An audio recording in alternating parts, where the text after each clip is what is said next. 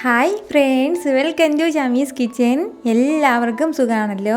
ഇന്ന് നമ്മൾ തയ്യാറാക്കുന്നത് വളരെ ടേസ്റ്റി ആയിട്ടുള്ള നല്ലൊരു സ്നാക്സാണ്. അപ്പോൾ നമുക്ക് വീഡിയോയിലേക്ക് പോകുന്നതിന് മുന്നേ നമ്മുടെ ഈ ഷമീസ് കിച്ചൻ ചാനൽ ഇതുവരെയും സബ്സ്ക്രൈബ് ചെയ്യാത്തവരുണ്ടെങ്കിൽ അല്ലെങ്കിൽ ഇത് ആദ്യമായിട്ടാണ് കാണുന്നതെങ്കിൽ പ്ലീസ് ഒന്ന് സബ്സ്ക്രൈബ് ചെയ്തേക്കണേ. എന്നാൽ ശരി, നമുക്ക് വേഗം വീഡിയോയിലേക്ക് പോകാം. അപ്പോൾ നമ്മുടെ ഈ സ്നാക്ക് തയ്യാറാക്കി എടുക്കാനായിട്ട് ഫസ്റ്റ് ഞാനിപ്പോൾ ഒരു കടായി വെച്ചിട്ടുണ്ട്. ഇതിലേക്ക് വളരെ കുറച്ച് മാത്രം, ഒരല്പം മാത്രം എണ്ണ ചേർത്ത് കൊടുത്തിട്ട് അത് നല്ലതുപോലെ ചൂടാക്കി എടുക്കണം. എണ്ണ ഒന്ന് നന്നായിട്ട് ചൂടായി കഴിഞ്ഞാൽ പിന്നെ നമുക്കിതിലേക്ക് ഒരു 3 മുട്ട ഒന്ന് പൊട്ടിച്ചൊഴിച്ച് കൊടുക്കാം.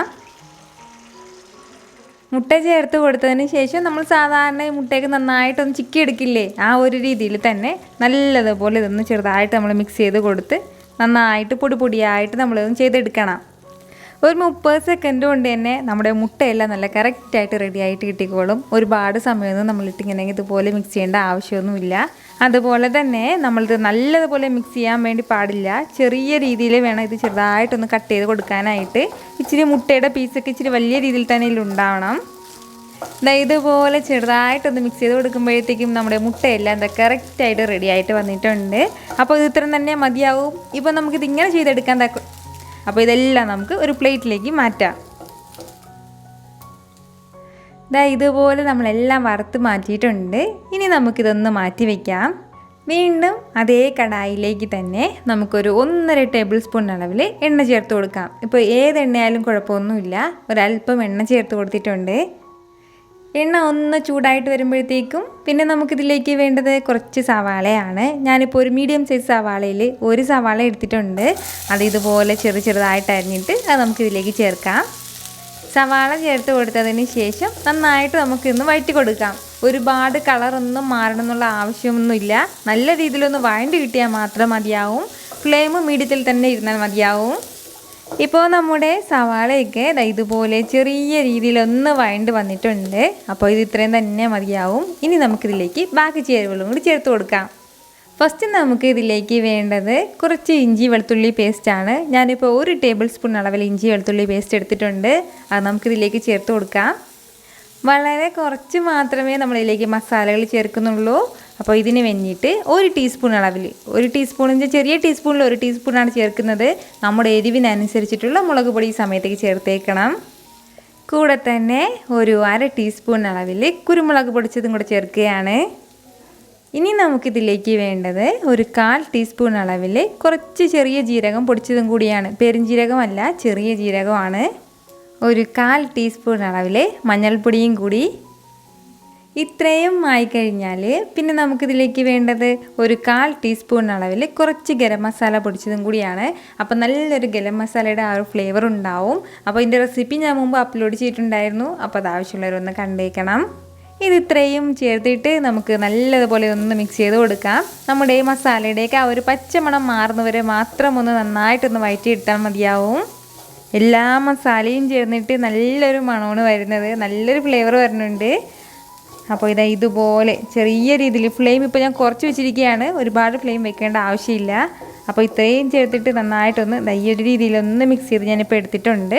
എല്ലാ മസാലയും നന്നായിട്ടൊന്ന് മിക്സ് ചെയ്ത് കൊടുത്തതിന് ശേഷം പിന്നെ നമുക്കിതിലേക്ക് ചേർത്ത് കൊടുക്കേണ്ടത് ഒരു 2 മീഡിയം സൈസിലെ ഉരുളക്കിഴങ്ങ് നന്നായിട്ടൊന്ന് വേവിച്ചിട്ട് അത് ഇതുപോലെ ഒന്ന് ഉടച്ച് അതുകൂടി നമുക്കിതിൻ്റെ കൂടെ ചേർത്ത് കൊടുക്കാം.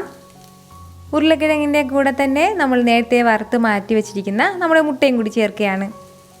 കൂടെ തന്നെ ഇതിന് മുകളിലേക്ക് കുറച്ച് മല്ലിയിലയും കൂടി ചേർത്ത് കൊടുക്കുകയാണ്. ഇനിയിപ്പോൾ മല്ലിയിലയുടെ ഫ്ലേവർ ഇഷ്ടമില്ല എന്നുണ്ടെങ്കിൽ നമുക്കിത് സ്കിപ്പ് ചെയ്യാവുന്നതേ ഉള്ളൂ.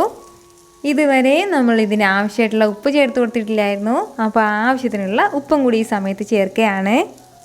ഉപ്പും ചേർത്ത് കൊടുത്തതിന് ശേഷം ഇതെല്ലാം കൂടി നന്നായിട്ട് നമ്മൾ ഒന്ന് മിക്സ് ചെയ്തെടുക്കണം. നന്നായിട്ട് നമ്മുടെ ഉരുളക്കിഴങ്ങ് എല്ലാം ഒന്ന് ഉടച്ചിട്ട് നല്ലതുപോലെ ഒന്ന് മിക്സ് ചെയ്തെടുക്കണം. ഈ മസാലയൊക്കെ എല്ലാ സ്ഥലത്തും ആകുന്നത് വരെ നന്നായിട്ടൊന്ന് മിക്സ് ചെയ്തെടുക്കണം. വളരെ സിമ്പിളായിട്ട് പെട്ടെന്ന് തയ്യാറാക്കിയെടുക്കാൻ പറ്റുന്ന നല്ലൊരു സ്നാക്കാണ്. അപ്പോൾ നമുക്ക് വീട്ടിൽ വിരുന്നുകാരൊക്കെ വരികയാണെന്നുണ്ടെങ്കിലോ അല്ലാന്നുണ്ടെങ്കിൽ പെട്ടെന്ന് പ്രത്യേകിച്ചിട്ട് നമ്മുടെ കുട്ടികളൊക്കെ സ്നാക്ക് കേൾക്കുമ്പോഴത്തേക്കും വളരെ ടേസ്റ്റി ആയിട്ട് തയ്യാറാക്കി കൊടുക്കാൻ പറ്റുന്ന നല്ലൊരു മസാല സ്നാക്കാണിത്. നമ്മുടെ മസാല എല്ലാം ഞാനിപ്പോൾ ഇത് നല്ലതുപോലെ മിക്സ് ചെയ്ത് എടുത്തിട്ടുണ്ട്. അപ്പോൾ ഇത് ഇത്രയും തന്നെ മതിയാവും. നമ്മളിതിപ്പോൾ കൈവച്ചിങ്ങനെ റോൾ ചെയ്യണമെന്നുണ്ടെങ്കിൽ നന്നായിട്ട് ഇത് റോളാക്കി കിട്ടും. പക്ഷേ ഇത് നല്ല ചൂടാണ്. അപ്പോൾ ഇത് ചെറുതായിട്ടൊന്ന് തണുക്കാൻ വേണ്ടിയിട്ട് നമ്മളൊന്ന് വെക്കണം. ഇനി ചെറുതായിട്ടൊന്ന് തണുക്കാൻ വേണ്ടിയിട്ട് ഞാനൊന്ന് മാറ്റി വയ്ക്കുകയാണ്. ഇപ്പോൾ നമ്മുടെ മസാലക്കൂട്ടെല്ലാം ഇതുപോലെ ചെറിയ രീതിയിലൊന്ന് തണുത്തിട്ട് വന്നിട്ടുണ്ട്. അപ്പോൾ ഇത് ഇത്രയും തന്നെ മതിയാവും. കൂടെ തന്നെ പിന്നെ നമുക്കിതിലേക്ക് വേണ്ടതാണ് കുറച്ച് മൈദ മിക്സും കൂടി. ഞാനിപ്പോൾ ഒരു 4-5 ടേബിൾ സ്പൂൺ മൈദയിലേക്ക് ഒരല്പം വെള്ളം കൂടി ചേർത്തിട്ട് ഇതുപോലെ ചെറിയ രീതിയിലൊന്ന് മിക്സ് ചെയ്ത് എടുത്ത് വെച്ചിട്ടുണ്ട്. നമ്മൾ സാധാരണ സ്നാക്സൊക്കെ തയ്യാറാക്കുമ്പോഴത്തേക്കും ഇതുപോലെ ഇതിലിരുന്ന് ഡിപ്പ് ചെയ്തിട്ടില്ലെന്ന് ഫ്രൈ ചെയ്തെടുക്കുന്നത്, അപ്പോഴത്തേക്കും പെട്ടെന്നൊന്ന് പൊടിയാതെ കിട്ടും. അതിന് വേണ്ടിയിട്ടാണ് കുറച്ച് അങ്ങനെ ചെയ്തെടുത്തിട്ടുള്ളത്. മൈദ മാവിന് പകരം നമുക്ക് വേണമെന്നുണ്ടെങ്കിൽ കോൺഫ്ലോർ ആയാലും കുഴപ്പമൊന്നുമില്ല. കോട്ടിങ്ങിന് വേണ്ടിയിട്ട് പിന്നെ നമ്മൾ എടുത്തിട്ടുള്ളത് കുറച്ച് ബ്രെഡ് ക്രംസ് ആണ്. സാധാരണ ഒരു 4 ബ്രെഡ് എടുത്തിട്ട് മിക്സിയിലിട്ട് നല്ലതുപോലെ ഒന്ന് പൊടിച്ചെടുത്താൽ മതിയാവും. അതല്ല ബ്രെഡ് ക്രംസ് ഉണ്ടെങ്കിൽ അത് തന്നെ എടുത്താലും മതിയാവും. അങ്ങനെ കുറച്ച് ബ്രെഡ് ക്രംസും കൂടെ തന്നെ കുറച്ച് മല്ലിയിലയും കൂടി എടുത്തിട്ടുണ്ട്. ആ മല്ലിയിലയും ഈ ബ്രെഡ് ക്രംസും കൂടി ചേർത്തിട്ട് നന്നായിട്ടൊന്ന് മിക്സ് ചെയ്ത് എടുക്കണം. അതിനുശേഷം വേണം നമ്മൾ നല്ലതുപോലെ ഒന്ന് ഫ്രൈ ചെയ്തെടുക്കാനായിട്ട്. അപ്പോൾ ഇനി നമുക്ക് വേണ്ടത് നമ്മളിത് തയ്യാറാക്കി വെച്ചിരിക്കുന്ന നമ്മുടെ ഈ മിക്സ് ചെറിയ ചെറിയ രീതിയിൽ നമുക്ക് ഇഷ്ടമുള്ള ഷേപ്പിൽ ഇതൊന്ന് റോൾ ചെയ്തെടുക്കാം. ഞാനിപ്പോൾ ഈ ഒരു അളവിൽ കുറച്ച് എടുക്കുകയാണ്. ഞാനിപ്പോൾ ഒരു കട്ട്ലറ്റിൻ്റെ ഷേപ്പിലാണ് ഇത് തയ്യാറാക്കി എടുക്കുന്നത്. നമുക്ക് ഇഷ്ടമുള്ള ഷേപ്പിൽ തയ്യാറാക്കി എടുക്കാവുന്നേ ഉള്ളൂ. ചെറിയ ചെറിയ ബോൾസ് ആയിട്ടാണെന്നുണ്ടെങ്കിൽ അങ്ങനെ ചെയ്തെടുത്താലും മതിയാവും. അപ്പോൾ ഈ രീതിയിൽ ഒന്ന് നല്ലതുപോലെ ചെയ്തെടുത്തതിന് ശേഷം നമ്മുടെ ഈ മൈദ മിക്സിലേക്ക് ഒന്ന് ഡിപ്പ് ചെയ്യണം. ഇതുപോലെ ഒന്ന് ഡിപ്പ് ചെയ്തിട്ട് നമ്മുടെ ബ്രെഡ് ക്രംസിലേക്ക് ഇട്ട് ഒന്ന് ചെറുതായിട്ടൊന്ന് റോൾ ചെയ്തെടുത്താൽ മാത്രം മതിയാവും. ഇത് പെട്ടെന്ന് നമുക്ക് തയ്യാറാക്കി എടുക്കാവുന്നതേ ഉള്ളൂ. അപ്പോൾ ഞാൻ പറഞ്ഞല്ലോ, നമുക്ക് ഇഷ്ടമുള്ള ഷേപ്പിൽ ഇത് റോൾ ചെയ്തെടുക്കാവുന്നതേ ഉള്ളൂ. അപ്പോൾ ഇതുപോലെ തന്നെ ബാക്കിയുള്ളത് നമുക്ക് ചെയ്തെടുക്കാം. ഈ ഒരു രീതിയിൽ ബ്രെഡ് ക്രംസിലിട്ട് നന്നായിട്ടൊന്ന് കോട്ട് ചെയ്തതിന് ശേഷം പിന്നീട് നമുക്കിത് ഫ്രീസറിൽ നല്ലൊരു എയർടൈറ്റ് ബോട്ടിലാക്കി സൂക്ഷിക്കുകയാണെന്നുണ്ടെങ്കിൽ എപ്പോഴൊക്കെ നമുക്ക് അത്യാവശ്യത്തിന് പെട്ടെന്ന് ഫ്രൈ ചെയ്തെടുക്കണോ അപ്പോഴൊക്കെ നമുക്ക് തയ്യാറാക്കി എടുക്കാവുന്നേ ഉള്ളൂ. അങ്ങനെ നമുക്കിത് ഫ്രീസ് ചെയ്ത് വെക്കാവുന്നതാണ്. അപ്പോൾ ഇനി നമുക്കിത് പെട്ടെന്ന് തന്നെ ഒന്ന് പൊരിച്ചെടുക്കാം.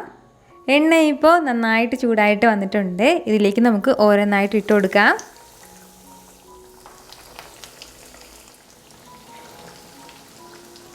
ഇതിനുള്ളിലെ ഫില്ലിംഗ് എല്ലാം നമ്മൾ നന്നായിട്ട് വേവിച്ചെടുത്തതാണ്. അതിൻ്റെ പേരിൽ നല്ലതുപോലെ വീണ്ടും നന്നായിട്ട് ഫ്രൈ ആവണമെന്നുള്ള ആവശ്യമൊന്നുമില്ല.